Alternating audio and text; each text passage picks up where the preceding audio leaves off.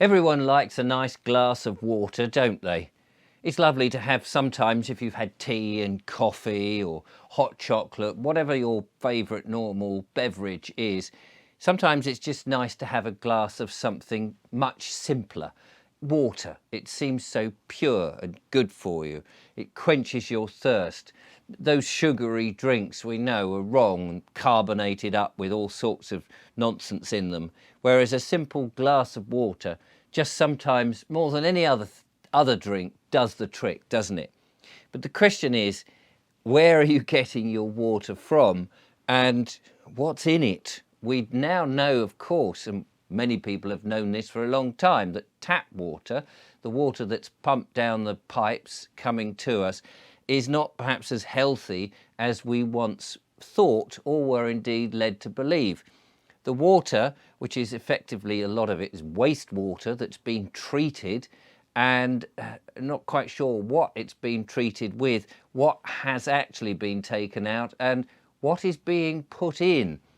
In certain parts of the country, of course, fluoride is being put into the water, and we now know that fluoride is actually not healthy at all.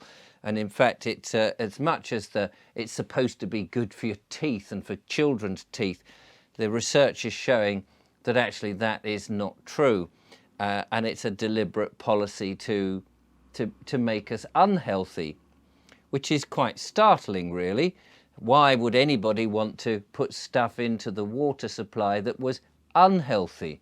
Unless, of course, you're aware that there might be a bigger agenda at the heart of it. But if we can perhaps use various other techniques, we can filter the water to get stuff out, or we can use distilling processes or osmosis to get the water as pure and as possible, as clean as possible as we can, then it's much safer to drink. But of course, water that is put down the tap and sorted out in all those ways to clean it out, there's still something missing, because it's not structured water. It's not water that's living anymore. We've heard, I think, that water is actually something that responds to emotions. I don't know whether you've heard that, but if you say to your water that you love the water, that you've got kind and gentle thoughts, the water becomes much more, if you freeze it, as I think it was Dr. Emoto, who showed that in the crystallization of water, that just as it's forming those crystals and going frozen, if you put it in the freezer, if you've put words next to it, but like love or hate, you'll see that the love one, or if you've given the water a loving feeling and you've looked at it and you said, I love you, the water will have beautiful patterns in the crystallization as before it freezes. And the reverse is true. It will have very hard, somewhat chaotic freezing patterns with negative thoughts. So of course it makes a lot of sense that if you're going to put water into your body, and we are pretty much all water, that we put stuff in that has those good emotions and those good intentions, that love and kindness, as they say, and you can say, water, you are full of goodness. But it's still not structured or quite living. And also, if it's come from the tap and you've filtered it, or you've used osmosis machines or distilling machines, you've stripped out all the other whatever good minerals were in there. And it is still a good idea to use some Celtic sea salt. And Celtic sea salt has something like 88 minerals in it. And you can put like a teaspoon or 2 teaspoons into a couple of litres of water, and it will dissipate, and so it becomes salty water. What I personally like to do is to take a pinch of it, put the sea salt straight into my mouth, and then, whilst I'm getting the salt effect, drink the water immediately afterwards, and then down all of the water. And that water with the salt gets into the cells of the body. It doesn't just go straight through, because most of us are dehydrated. we're not drinking enough, but it's not so much that we're not drinking enough, we're not getting it into the cells, into the body, where it does some wonderful work for us. This is what I've been led to believe and understand. So not only do we quench our thirst, but we actually get the water into the body where it's needed. And apparently we're not doing that enough. And of course we were told that salt is bad for us. Well, of course, table salt, I wouldn't use that because there's a sort of caking agent which isn't very healthy for you. You want to go back again to the original stuff. Pink Himalayan sea salt has something like 70 something minerals and goodness in it, whereas Celtic sea salt has something like a little bit more.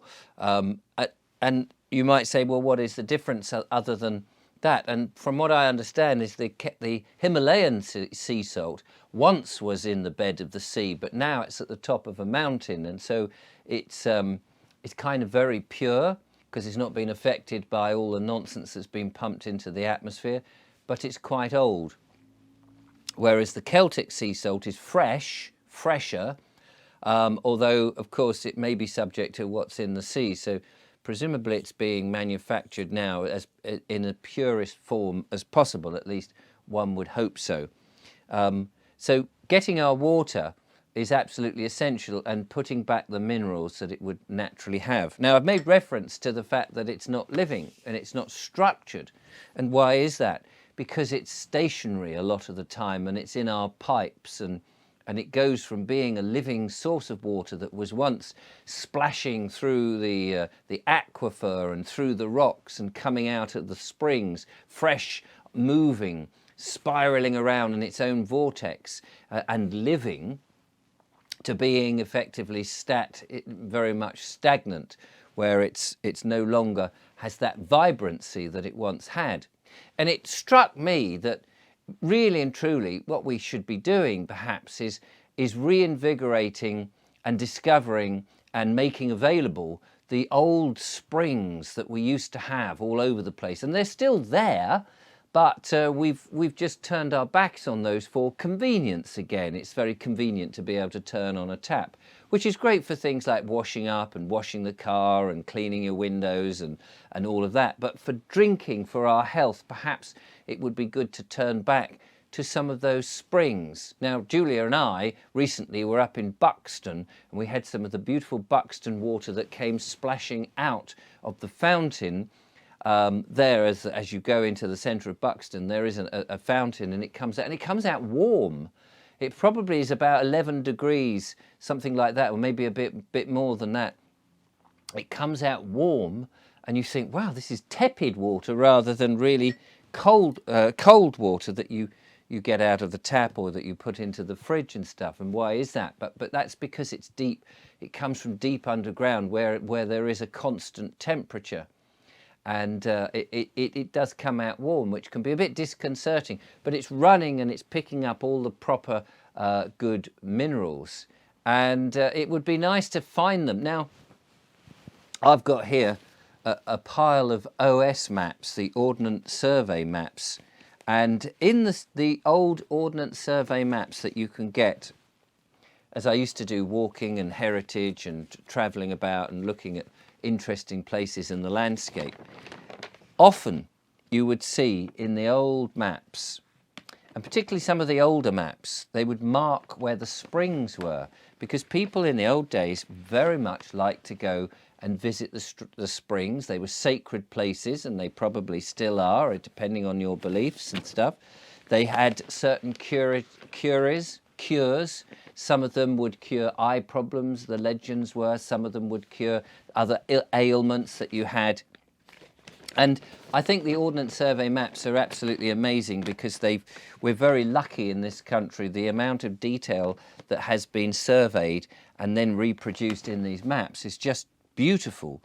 And you can spend hours looking at what's on the landscape and where it is. And very often you'll see, particularly by hill ranges, but not so, but near the original Saxon settlements and these old villages and older towns where the springs originally used to come up, because if you imagine that you are one of these old tribes, perhaps a Saxon tribe, even perhaps some of the Norman people coming in, settling, you would settle near water, and as fresh water as you can get, and some of the freshest water would have naturally been the spring water. And so some of these places, you know, you can still see where it says spring. I would love to see more of those springs being tapped so that we can go with our bottles and fill up that spring water. Now, it may be that some of those springs are really just the runoff from the hills, so we have to be a bit careful, because farmers are spraying all sorts of pesticides and poisons to get rid of these pests in order to try and get their crops on their monocrops. And instead of using beneficial insects to get rid of the unbeneficial insects, they're using all this sprays, the various different herbicides and insecticides and things, as well as various other different poisons. And I think is it glyphosate? I forget how you pronounce it. There is one that seems to be ubiquitous and is in the soil now, and it is really poisonous. And of course the water comes raining down onto the hills. On those hills that are porous, it will seep through, get into the gullies and get down into the top of the aquifer, and maybe come out as a natural spring, or what appears to be a natural spring. And although it's been running through the rocks and things, it could in fact be infected and poisoned. So we have to be very careful. We really want the water that is very, very deep. I understand, and I hope I've got this right, that the Buxton spring has taken 5,000 years for that water that perhaps came down as rain and has hit the deep rocks and trickled through and has been tumbling and all of that, until eventually when it finds its outlet, it comes out as clean, fresh, drinking, healthy water. The problem with some of the water that perhaps is only splashing about and takes, I don't know, 10 or 20 years to come out, is that it's still going to be with those contaminants. So it is difficult to sort of work out what springs are going to be healthy springs and which ones are not so healthy. But in order to get healthy, clean water, we need to stop spraying all this nonsense on the surface, and so that it doesn't get into the aquifer, so that it doesn't come out in these spring waters, so that we can drink an honest, healthy glass of water and know that it's good for us. But if the water system was to fall apart, and that could happen, we're hearing that people are prepping up and they're worried that the systems might all collapse, it would be a good idea to know where the nearest water source is.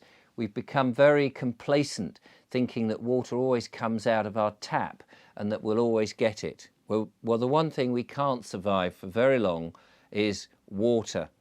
And unless we know where we can source our water, we could be in big problems. So again, that's where the old OS map comes in handy, just to find perhaps some old river sources, some streams, but more important, the old springs. And at least then we can keep ourselves above the horrors and terrors that may or may not come with a good, decent glass of healthy spring water. Cheers.